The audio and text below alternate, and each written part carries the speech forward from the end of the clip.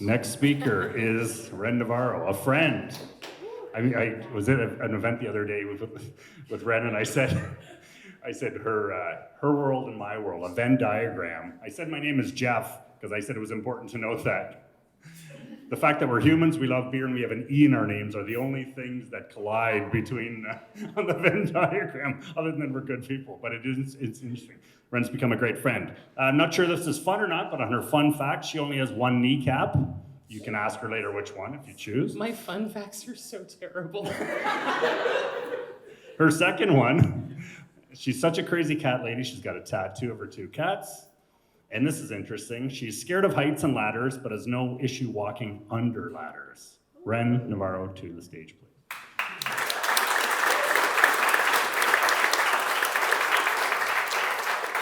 I don't do fun facts, which is like obvious because those were dumb. Because then I thought about it and I was like, oh, what is fun? And then I was just I drink beer. I have cats. So yeah, I'm Ren. I have been out here for 3 years, but I've been selling beer out here for years. So I've actually been in Southwest Ontario probably on and off for like 5 years. Surprisingly, my fuck up is going to involve beer. And it's gonna involve, yeah, right? I know, woo, beer, yeah! Would have been great if I was like, so, science. So, early beer soak days. I wasn't gonna name them, but then I was like, fuck it. I worked at Descendants, which is a brewery that's still going and great for them and all that fun stuff. I was in Toronto for several years doing beer things, mainly sales and creating beer groups. And my wife got a job in Guelph. I'm an old guy and was like, I'm not moving to Guelph because it's filled with universities and young students and I don't want to be there. So I applied for a job with these guys. And it was great, we got along. They do great fun facts, and I passed the fun facts because I had enough time to think about it, because I don't do homework in advance. So it was great. The thing that attracted me to this job was that there was a sense of community, there's a sense of family, it's owned by a husband and wife. You know, they're like, Kitchener is so rad. And I was like, I'm down for this. This is gonna be great. So I got there and I started doing things and I realized that I have a very Toronto mindset because I've been in Toronto for 90% of my life, which means I'm kind of a dick, but I'm really charming about it, so you don't hate me. And they loved it. And so I would just sell the shit out of the beer because that was my job. And so, you know, things were really great. And we'd have all these meetings. And one day they were like, oh, so we're going to bring in this guy from the BIA, Jeff. And he's going to sit down and he's going to talk to you and he's going to kind of go through the things that you're feeling. And I was like, whoa, I mean, I'm from Toronto, so I must be feeling Toronto things. And we started talking and he was like, no, you're feeling things you shouldn't feel in a job, period. And I was like, nah, it's just me. It's gonna be fine. I'm gonna work my ass off. It's gonna be great. We're gonna get further. It's gonna be so much better. Because part of the problem was they weren't paying me enough. So as a sales rep, your territory can be very small or it can be very large. My territory was Whitby to London. I'm not good with geography, but I'm told that's really far. So I did that, and I managed to get them into a lot of places. And when I say a lot of places, I probably had 100 clients minimum. Just me, traveling, doing these things, being like, it's cool if I'm not making money because the commission structure is really great. Guys, when a commission structure is really great, your fuck up is coming. Because it tells you that they don't have enough money to pay you until you sell the shit out of their product, and then suddenly they can give you money because they've been paid for the product. The great thing about beer is no one pays on time, because it's beer. We drink it, we have fun with it, and we say, I'll pay you in like 6 months, cool? And you're like, nope, my commissions are riding on that, and I've got rent. So when we started, they did this photo. There are 2 people still at that company who are in this photo, and they're the owners. The rest of us are all gone. I believe I was one of the first to go. It was fun, it was real beer. I'm gonna tell you now, I hate being covered in beer. I'm covered in beer in that photo. I was miserable. So we used to joke about it, and I think that the other warning sign after talking to Jeff and kind of having these like, hey, by the way moments, was I knew more than the people who own the business. If I know more than you, I should probably own the business, but I don't want to because I'm lazy. So if you're coming to me for a lot of answers, then we have a problem. And they were coming to me for a lot of answers. And I still kept thinking, no, it's gonna be fine, this is cool, like it's the Kitchener way. And I needed to get out of that weird, like it's the Kitchener way, but I think it was my brain being like, you need to run far away, but you don't like running because you're a fat kid, so like maybe just walk fast. And I just kept leaving it, and I kept leaving it. And we had this weird running joke, also weird running jokes, bad thing. Every time they wanted to meet with me, I'd say, oh, are you guys gonna fire me? So one day, I go away for a weekend. And I go away for a weekend to a funeral. And I come back in on Monday and they say, we want to meet you. And I say, oh, what are you going to do? You fire me? And they both look really solemn. And I say, oh, fuck. You're going to fire me. And no one says anything and papers go across the table. And I go, I have to go now. And then I drank for 8 hours. This is literally hour 4 of drinking. Part of me was like, good, because I don't want to do this anymore. And part of me is like, I've never been fired. They told me it was restructuring, but restructuring is the nice way to be like, get the fuck out. So I got fired. So my wife worked at a brewery. I called her multiple times. She finally answered and said, I'm in a meeting. And I said, I don't have a job. And she said, go to the tap room. They'll let you in. I'll meet you. And then I didn't leave for 6 hours. We had a pizza party, and then someone threw me in a car, and then we went to Arabella, and we continued the party there. But during this time, I was like, I have failed. I've been in beer at 4 years at this point. People know my name. Supposedly, I know what I'm doing, but I can't be a sales rep. It's kind of hard, right? Like, it's that big blow to the ego because you're like, I'm the shit. Like, everyone fucking knows who I am. Boom! So 8 hours of drinking, a little bit of vague booking, because what good is Facebook if you can't vague book? So it starts off with like, hey guys, like I don't know what I want to be when I grow up. What should I do? 2 hours later, you're like, I'm a fucking failure, guys. What do I do? And then you get angry, and then you're like, fuck these guys. I need a new job. What am I gonna do? So I got to that point. It was a weird roller coaster of emotions. It was messy. So I got to this point and I was like, you know what? This isn't for me. If I can't be with the small guys, then I can't do it. I'm gonna go. So I went home because I had to and let all the alcohol sweat out. And the next day someone tagged me on Facebook and I was like, oh God, the vague booking is coming back to get me. And they said, well, we're looking for some people. We need to do some photos. And do you have any free time? And I was like, do I have any free time? Jamming is great. I'm still trying to figure myself out. I've made this huge mistake with my life. And they said, well, we want someone to come in and do some photos. I don't ask enough questions, so if you want to kidnap me later, just tell me there's candy in the car. I will follow you. No questions. It's fine. I said yes to this. This is a Now magazine cover. I followed a strange man to a condo to take that photo. Somehow, I have made it almost 45 years. So my fuck up of getting fired and having these really horrible moments where I was like, I cannot be trusted. I cannot do these things. I have failed beer suddenly turned into this, which was still kind of weird, a little trippy, like, yeah, maybe things are gonna be good.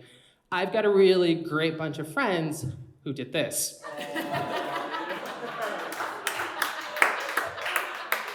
If you go on Instagram and do #Renning, you will be met with this. There are 450 photos of people posing with different things, including a rooster. But after all of this, I was like, this is just a fluke. No one wants me. Yes, thank you, guy in random condo. It's a great photo. What will I do now? And I took some time, and you found it. I wasn't lying. I wasn't lying. But it took me some time, and I ended up getting a bunch of job offers. But the first one that came was a non-beer job. And I thought, you know what? I can't be in beer. I've let beer down. Because if I can't do this, I just can't. And so I was this close to taking it. And a friend said to me, when you sober up and get over this whole weird thing, call and get back into beer. Just do it. And so I said, okay, cool. So I went and I worked for another brewery. And this time I got the chance to say, you know what, this has been cool, but I don't want to do this. I want to go do something else. So if it weren't for the fuck up and the I'm going to be really polite and stick it out, I wouldn't be here now, which, thanks, Jeff. I mean, you know, you came and talked to me, you told me I was fucking up. It was great. But now I'm traveling pretty much across North America talking about diversity in beer and inclusion and how it's really important and how fuck-ups are those things that get you to these points. So it's been pretty awesome. And yeah, if you check out #running, he can attest. There's a bunch of them.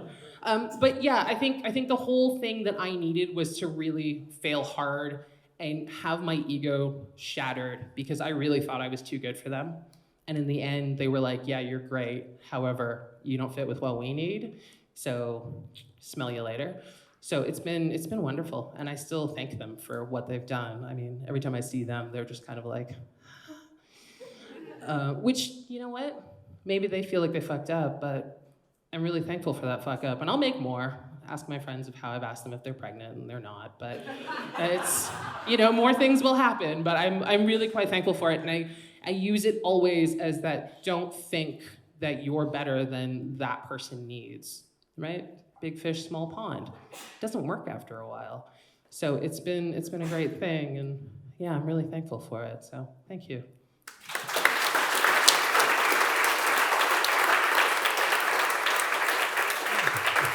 We have another thing in common. I've been fired a number of times throughout my career. Anyone else in the room, I didn't want to admit that they've been fired from a job?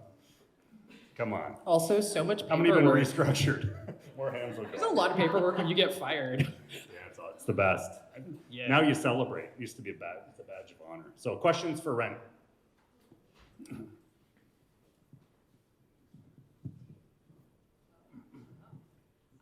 Do you ever find yourself getting that grandiose feeling in your positions now? And what do you do to stop yourself? No, I don't. Because now I'm doing a thing where, you know, it's super cliched. I keep learning because I'm talking about diversity and inclusion. There isn't really anyone who's doing it in Ontario the way I'm doing it. So I'm learning a lot from Americans, and there are a lot of missteps, but there's no way that I'm ever gonna be like, I know what I'm talking about. I have no idea.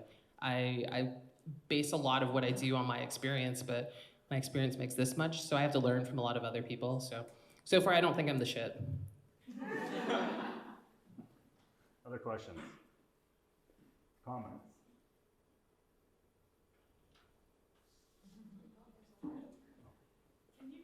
Hang on, let's do whatever in here.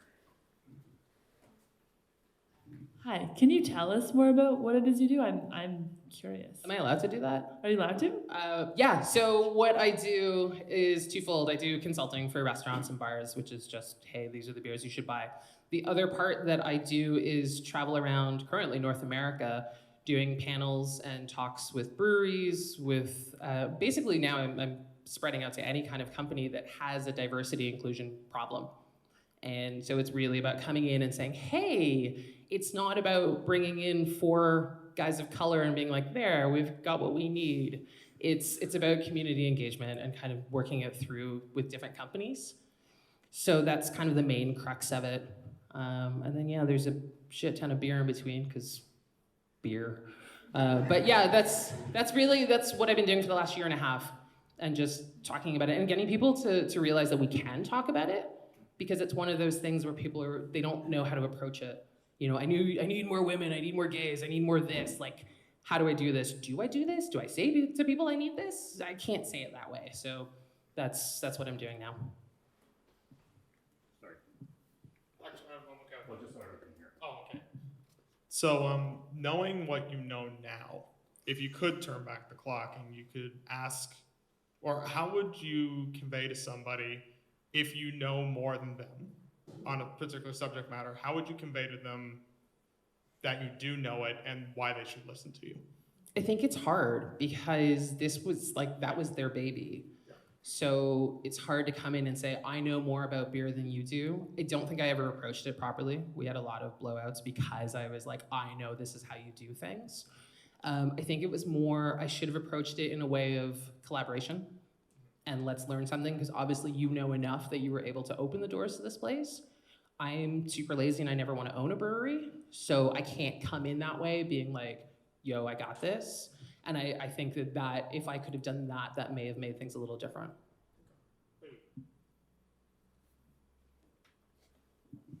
I was wondering if you could share like a top tip for if you go into an organization that is, for example, all male or all female or all something, and you suggest that they should diversify their executive team or their staff a little bit more, what you kind of use to say to that, because we do a lot of offhand consulting right now, and there's a lot of that, and I don't know how to suggest that. I think when you relate it back to someone's experience, so, you know, we, like women, when we talk about walking to our cars, we always carry our car keys, and guys are like, I don't get it, I just punched the guy in the face. And it's like, so imagine you're in this scenario, that you're sitting at a bar by yourself, and someone comes in and like drops something in your drink, but start making it in a way that relates specifically to them. And I find that if it is a relatable, right? Because guys are never like, I don't have to carry my keys. It's, you know, well, fine, your favorite football player like breaks his leg. Like, how do you think he feels? And start kind of breaking it down. Like, it's so silly in like abstract theory, but when someone says, oh, well, I understand that. You know, like, have you ever been hit by a car? Yes? Okay, well, how did that make you feel? Imagine that's how I feel without getting hit by the car, because your words are the car. Super basic. It's the way you tell, you know, you tell little kids, like, don't hit people. Like, how would you feel if I hit you? And they're like, that would suck. Deep down inside, we're all like kindergartners. And it's really what applies to your life experience. And that's how I usually put it in, you know, and say, like, imagine you're the sole guy in a room filled with women, and guys always go, dream. And you're like, no, all those women are really angry at you for something you didn't do, but that a bunch of guys did. How do you deal with it? You know, just flip it. I learn a lot from this woman all the time. Thanks,